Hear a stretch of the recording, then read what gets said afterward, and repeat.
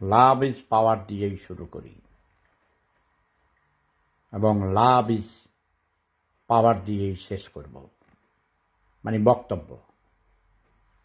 মূলত আমি যে জন্য আসি, এখন লাইভে আসলাম, সেটা হলো গতকালকে আমাকে কিছু ছবি, কিছু